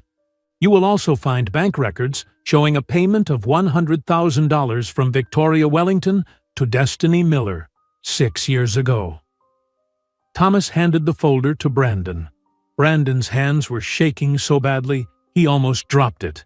He opened the folder and looked at the first document. It was a DNA report. Brandon Wellington, James Miller. 99.9% probability of paternity. The same for Michael. The same for Emma. Brandon looked up at the 3 children. Emma stepped forward. "Hi, Daddy," she said softly. "My name is Emma. I am 6 years old. I like to paint pictures." Michael stepped forward. "I am Michael. I like boats. Your boat is nice, but our boat is bigger." James stepped forward last. He looked nervous. "I am James. I like to read books." Brandon fell to his knees. Tears started running down his face. "You are my children. You are my babies. I missed everything. I missed your whole lives." Emma started crying too. She walked to Brandon and hugged him. "It is okay, Daddy. You did not know. Grandma Victoria made a mistake." Brandon held Emma and sobbed. Michael walked over and hugged Brandon too. James hesitated, then joined his siblings. All 3 children hugged their father for the first time. Destiny watched with tears in her eyes. She had imagined this moment so many times, but seeing it actually happen broke her heart and healed it at the same time. Sarah stumbled backward. "This is not real. This cannot be real. Brandon, tell me this is not real." Brandon looked up at his wife. His face was wet with tears. "Sarah, I did not know. I swear I did not know." Sarah shook her head. "I cannot do this. I cannot be here." She ran toward the cabin of the yacht. Sarah's parents followed her. "Sarah, wait!" Now, only Brandon, Destiny, Victoria, Thomas Grant, and the 3 children remained on the deck.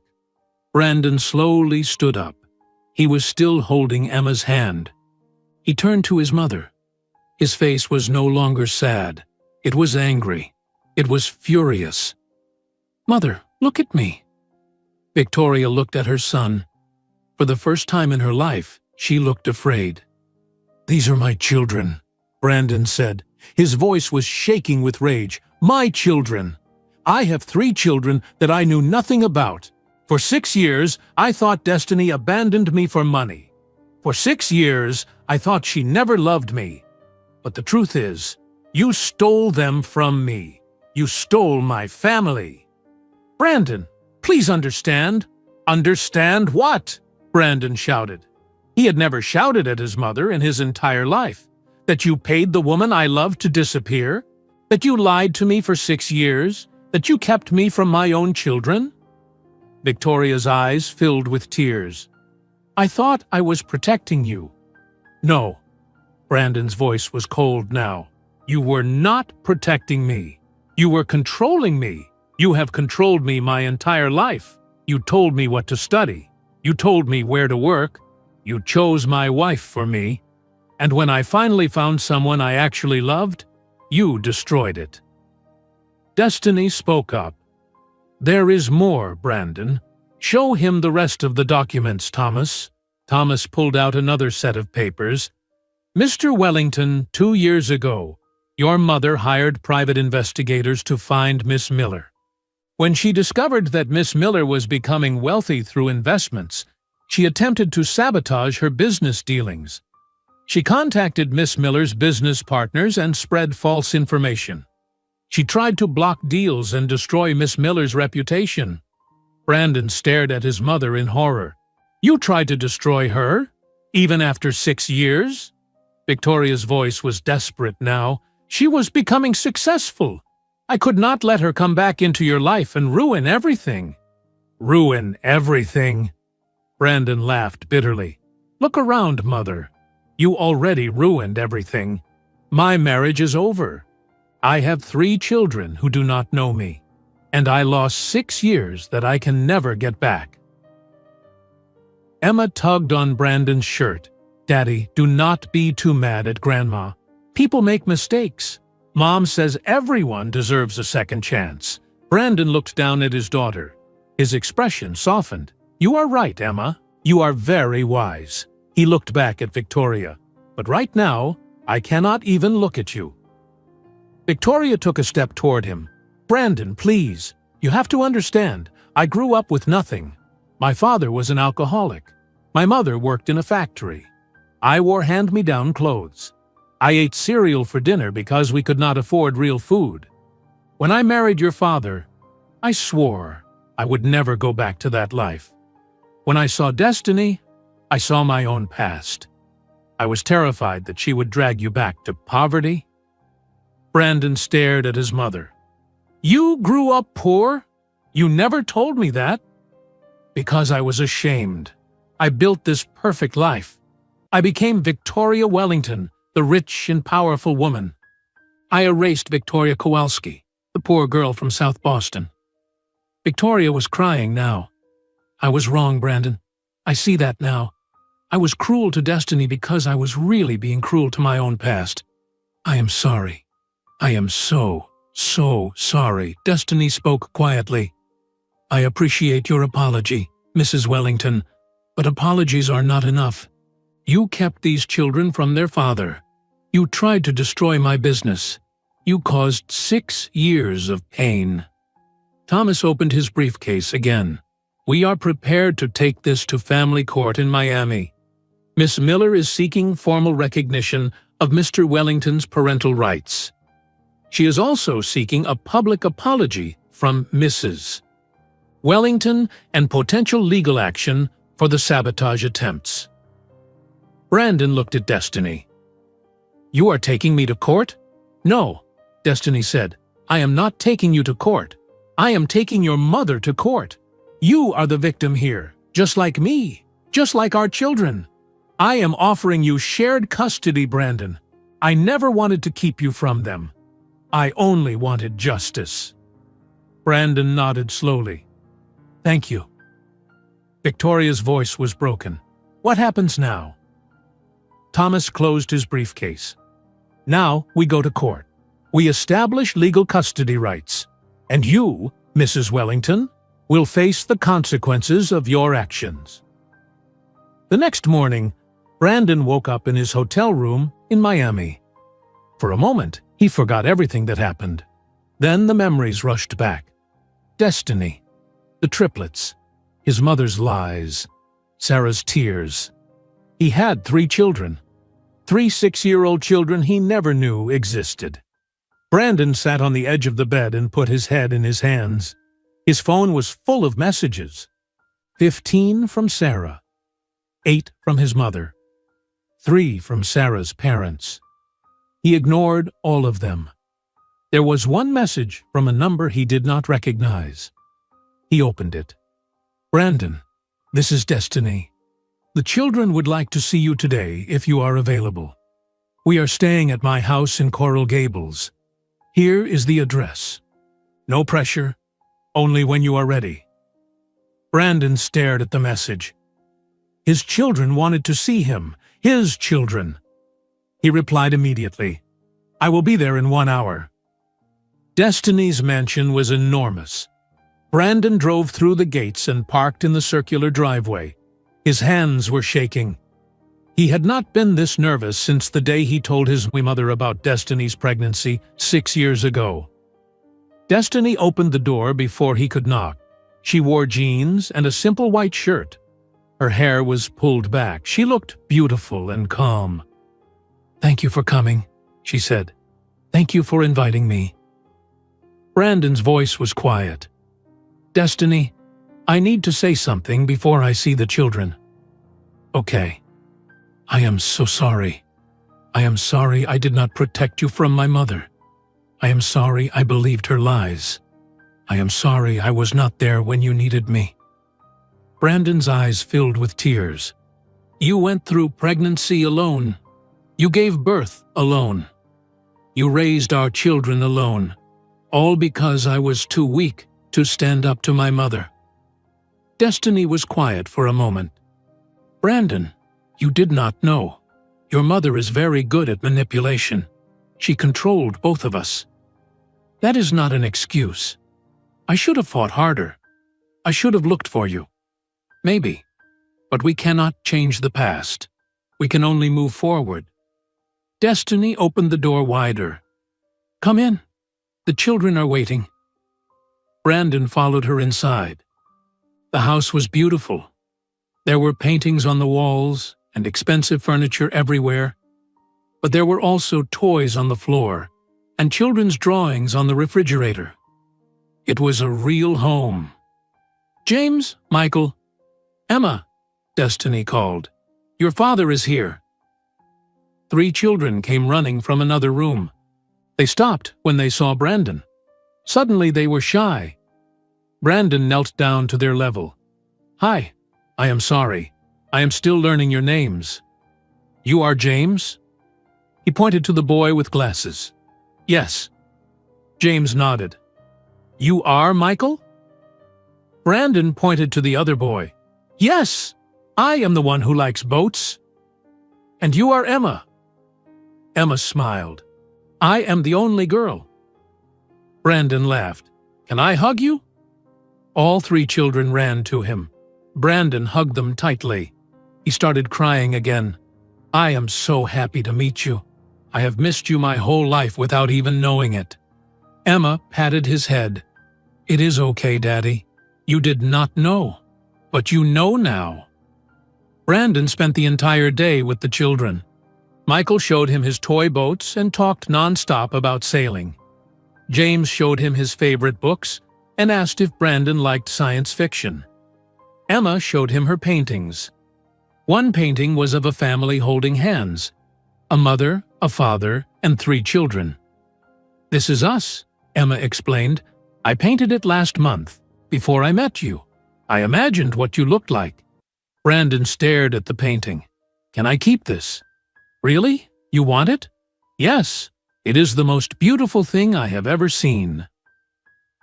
Destiny made lunch for everyone. They sat at the kitchen table. Brandon watched his children eat and talk and laugh. He felt joy and grief at the same time. Joy because they were wonderful. Grief because he missed 6 years. After lunch, Destiny said, "Kids, go play for a little while. I need to talk to your father." The children ran outside to the pool area. Brandon and Destiny sat in the living room. "They are amazing," Brandon said. "You did such a good job raising them." "Thank you. It was not easy, but they are my whole world." "Destiny, what happens now? You mentioned court." "Yes, we need to legally establish your parental rights. We need a formal custody agreement. And there is the matter of Victoria." Brandon's face hardened. "What about her?" "Thomas filed paperwork yesterday. We are taking Victoria to family court. She will have to answer for what she did. The judge will decide her punishment." "What do you want to happen to her?" Destiny thought carefully. "I want her to apologize. Publicly. In front of witnesses. I want her to admit that she was wrong. I also want a restraining order if she tries to interfere with our custody arrangement. And I want her to pay for what she tried to do to my business." Brandon nodded. "She deserves that, and more." "Brandon, There is something else we need to talk about. Sarah. Brandon sighed. Sarah left me last night. She went back to Boston with her parents. She sent me a message this morning. She wants a divorce. I am sorry. I am not. Our marriage was a lie. I never loved her. I only married her because I gave up on being happy. Because I thought you left me for money. Brandon looked at Destiny. Did you ever think about coming back? In the past 6 years, did you ever think about telling me? Every day. But I was afraid. Your mother has power and lawyers. I was worried she would try to take the children from me. So I waited. I built my own empire.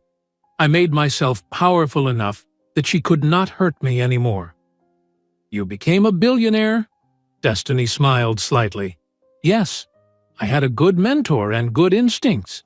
The $100,000 your mother gave me became $3 billion. Brandon shook his head in amazement. My mother thought you were worthless. She thought you were poor and weak. But you became more successful than our entire family.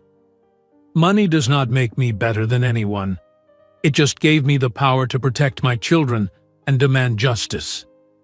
1 week later, everyone met at the Miami-Dade family court. Brandon arrived with his lawyer. Destiny arrived with Thomas Grant and the children. Victoria arrived with her lawyer, a serious man named Richard Moss. The judge was a woman in her 50s named Judge Patricia Torres. She looked at all the documents carefully.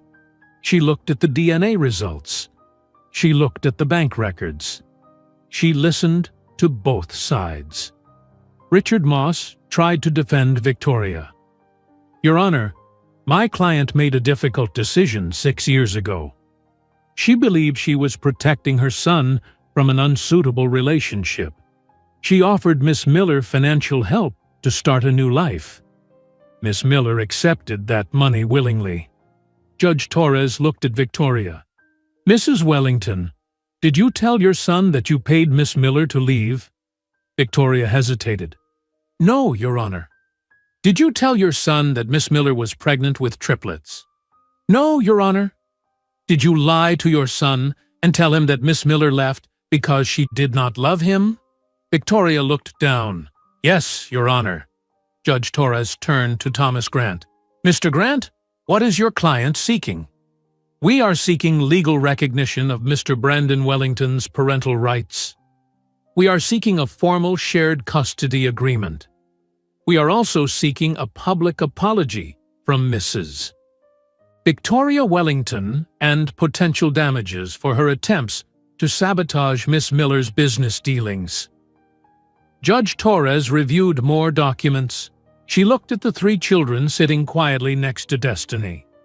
Finally, she spoke. This is one of the most disturbing cases I have seen in my career.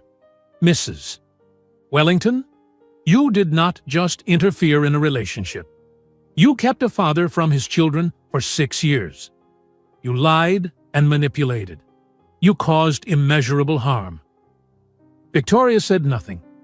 Tears ran down her face. I am granting full parental rights to Brandon Wellington. He will have joint legal custody with Destiny Miller. The children will reside primarily with Miss Miller in Miami, but Mr. Wellington will have visitation rights every week and extended visits during holidays. Brandon closed his eyes in relief. Furthermore, I am ordering Mrs. Victoria Wellington to issue a formal public apology to Miss Miller and to the children. This apology will take place at Miss Miller's residence with witnesses present. Mrs. Wellington will also attend mandatory family therapy. Victoria's lawyer stood up. This apology will take place at Miss Miller's residence with witnesses present. Mrs. Wellington will also attend mandatory family therapy. Victoria's lawyer stood up. Your Honor, is the public apology really necessary? Yes, it is. Mrs. Wellington needs to face the consequences of her actions. She needs to acknowledge the harm she caused. The apology will take place within 2 weeks. The judge looked at the 3 children. James, Michael? Emma. I want you to know that both your mother and father love you very much. You are lucky to have them. Emma raised her hand. Your Honor, can I ask a question? Judge Torres smiled. Yes, Emma. Is Grandma Victoria in trouble? Yes, she is. What she did was wrong. But can she still be our grandma? Mom says everyone deserves second chances. Judge Torres looked surprised. Then she looked at Destiny. Miss Miller, do you want to respond to that? Destiny looked at her daughter, then at Victoria. If Mrs. Wellington is willing to change, if she is willing to respect boundaries and that, your grandchildren are willing to give you a chance. Do not waste it. Victoria looked at Emma.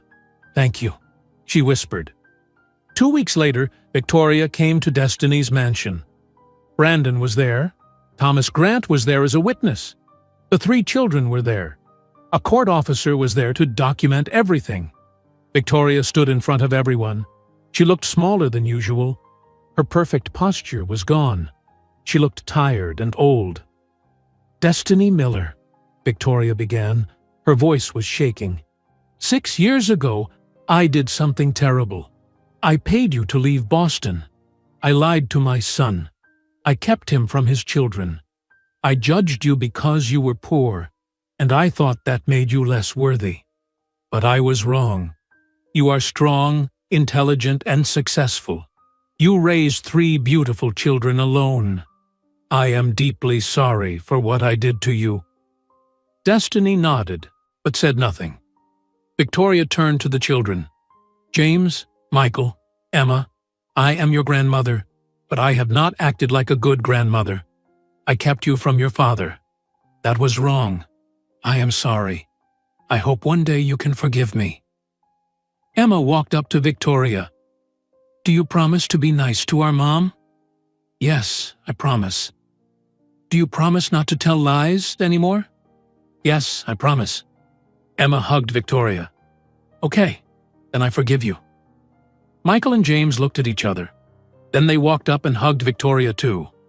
Victoria started crying, real deep sobs. She hugged her grandchildren and cried for all the years she lost. Brandon watched his mother embrace his children.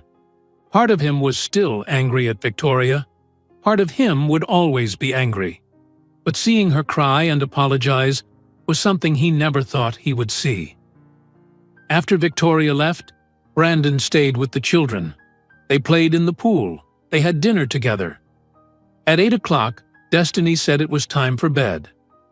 Do I have to go back to my hotel? Brandon asked. Or can I stay and help put them to bed? Destiny smiled. You can stay. Brandon helped James brush his teeth. He read Michael a bedtime story. He tucked Emma into bed, and she asked him to stay until she fell asleep. Daddy, will you be here tomorrow? Emma asked. Yes, I am going to be here a lot from now on. Are you going back to Boston? Brandon had been thinking about this all week. No, I am moving to Miami. I want to be close to you, James, and Michael. Really? Emma's face lit up. Really? I am going to find a house near here. I am going to see you every week. What about your job in Boston? I am going to leave that job. I am going to start my own business here in Miami. Emma hugged him tight. I am happy you are staying, Daddy. After Emma fell asleep, Brandon found Destiny in the living room. She was reading on the couch. Destiny, I need to tell you something. I filed for divorce from Sarah this morning. Destiny looked up from her book. That was fast. There was no reason to wait. Sarah and I never loved each other. She married me for my family name. I married her because I gave up on being happy. Now we both have a chance to find real happiness. How did she react? She was relieved. She did not fight it. She just wanted it done quickly and quietly. Her lawyer and my lawyer are working out the details, but there is no custody to fight over. No children involved. It should be final in a few months. Destiny nodded. And your mother? What are you going to do about the family business? I am leaving Wellington Real Estate. I am moving to Miami permanently. I am going to buy a house here and start my own investment company, small and independent, something that is mine, not hers. Victoria will not be happy about that. I do not care anymore what makes her happy. I care about what makes me happy, and what makes me happy is being a father to James, Michael, and Emma. Destiny smiled. They need you, Brandon. They have been asking about you every day since New Year's Eve. What about you? Brandon asked carefully. What do you need? Destiny thought about the question. I need a partner in raising these children. I need someone I can trust. I need to know you will not disappear again. I will never disappear. I promise you that. I missed 6 years. I will not miss another day. 3 months later, Brandon moved into a house in Coral Gables. It was only 10 minutes from Destiny's mansion. The house had 4 bedrooms, a pool, and a backyard. Brandon bought furniture and decorated 3 bedrooms specifically for the children. The first time they visited, Michael ran through every room shouting with excitement. This is our room? We have rooms at Dad's house? Yes. You each have your own room here. You can keep toys and clothes here. This is your home, too. James chose the room with the most bookshelves. Michael chose the room with a view of the pool. Emma chose the room with the big windows so she could paint with natural light. Brandon and Destiny created a schedule. The children stayed with Destiny during the week because her house was closer to their school. Every Wednesday evening, they had dinner with Brandon. Every weekend, they spent at least 1 full day with him. During holidays, they split the time. At first, it was awkward. Brandon did not know how to be a father. He did not know what 6-year-olds like to eat or what time they should go to bed. But Destiny helped him. She taught him their routines and their favorite foods. She told him about their personalities and their fears. James gets nervous about new things. Destiny explained one evening. He needs time to adjust. Do not push him. Michael has a lot of energy. He needs to run and play, or he cannot sleep. Take him swimming or to the park. Emma is sensitive. She cries easily, but she also loves easily. Just be patient with her. Brandon learned. Every week, he got better at being a father. He learned that James loved discussing books. He learned that Michael wanted to learn everything about boats and sailing. He learned that Emma needed extra hugs when she felt sad. One Saturday, Brandon took Michael to buy a small sailboat. It was only 12 feet long, perfect for learning. Brandon hired an instructor to teach them both how to sail. Michael was thrilled. Dad, this is the best day ever. They spent the whole afternoon on Biscayne Bay. Michael learned how to tie knots and adjust the sails. Brandon learned alongside him. When they came home, Michael ran to tell Destiny everything. Mom, Dad bought a boat, a real boat, and we sailed it. I steered and everything. Destiny laughed. That sounds amazing. Michael hugged Brandon. Thanks, Dad. You are the best. Brandon felt tears in his eyes. These small moments meant everything. Victoria began visiting Miami once a month. At first, the children were cautious around her. They remembered that she was the reason they did not have a father for 6 years. But Victoria tried hard. She brought thoughtful gifts. Not expensive toys, but things the children actually wanted. She brought James a rare science fiction book. She brought Michael a model ship to build. She brought Emma special paints from Italy. She attended Emma's art show at school. She sat in the audience and watched Emma present her paintings. Afterward, Victoria told Emma, "You have real talent. Your use of color is remarkable." Emma beamed. "Really, Grandma? Really? I am very proud of you." She took Michael sailing one weekend. Brandon invited her to come along. At first, Victoria was nervous. She had never sailed before, but Michael taught her how to tie knots and trim the sails. He was patient with her. "See, Grandma, it is not hard. You just have to practice." Victoria smiled. "You are a good teacher, Michael." She discussed books with James. They sat in Destiny's library and talked about space travel and aliens and time machines. James was surprised that his grandmother knew so much. "Grandma, did you read science fiction when you were young?"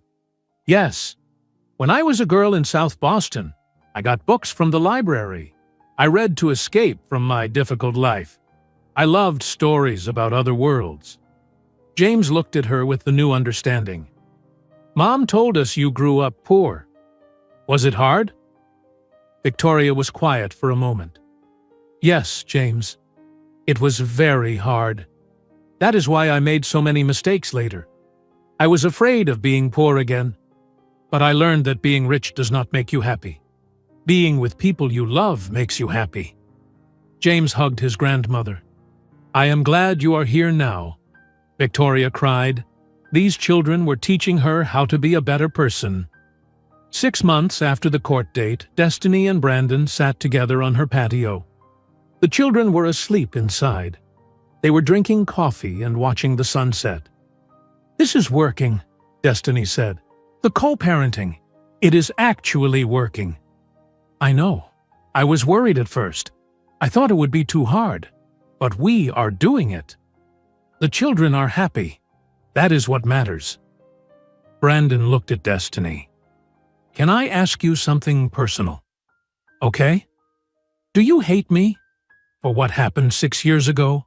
For not protecting you from my mother?" Destiny thought carefully. "I was angry for a long time, but I do not hate you, Brandon. You were a victim too. Your mother manipulated both of us. Do you ever think about what could have been? If my mother had not interfered, we would be together. We would have raised the children together from the beginning. I think about it sometimes, but I also think everything happened the way it needed to happen. If I had stayed in Boston, I would have stayed poor and powerless. Your mother would have controlled our lives. By leaving, I built something for myself. I became strong. I became successful. Now nobody can hurt me or my children." Brandon nodded. "You are right. You are stronger than I ever was. We are both strong now. We are both good parents. That is what matters." They sat in comfortable silence. They were not a romantic couple anymore. Too much had changed. But they were friends. They were partners. They were raising 3 beautiful children together. 1 year after the confrontation at Miami Harbor, New Year's Eve arrived again. Destiny's mega yacht was docked in the harbor. The Wellington yacht was docked right next to it. But this time, everything was different. Both families celebrated together. Destiny, Brandon, Victoria, and the 3 children moved between both yachts. They ate dinner together. They laughed together. The children ran around playing tag on the decks. At 11:45, 15 minutes before midnight, everyone gathered on Destiny's yacht to watch the fireworks. The Miami skyline was lit up with lights. Music played from boats all across the harbor. James stood between Brandon and Destiny, holding both their hands. Michael sat on Brandon's shoulders. Emma stood with Victoria, wearing a sparkly dress Victoria bought her. 1 minute until midnight, someone shouted. The crowd around them started counting down. 10, 9, 8, 7, 6, 5, 4, 3, 2, 1. Happy New Year! Fireworks exploded over the harbor. Red, blue, green, and gold lights filled the sky. The noise was enormous. The children shouted with excitement. James looked up at his parents. "Mom, Dad, I am glad we are all together now." Destiny felt tears in her eyes. "Me too, baby." Brandon kissed the top of James's head. "This is the best New Year's Eve of my life." Emma hugged Victoria. "Grandma, are you happy?" Victoria looked at her 3 grandchildren. She looked at her son, who was finally smiling again. She looked at Destiny, who had every right to hate her, but chose forgiveness instead. Yes, Emma, I am happy. For the first time in many years, I am truly happy. Michael pointed at the sky. Look, that one looks like a flower. They all looked up at the fireworks. For that moment, under the colorful Miami sky, they were not two separate families. They were one family, broken and rebuilt, scarred but healing, imperfect but whole. Destiny raised her champagne glass. To second chances, Brandon raised his glass. To family, Victoria raised her glass with shaking hands. To forgiveness. The glasses clinked together. The fireworks continued to explode above them. The new year had begun, and with it came hope, healing, and the promise that love and honesty were worth more than any amount of money, pride, or power. If you enjoyed today's video, I'm sure you'll love the next one. Don't waste time. Just click on the screen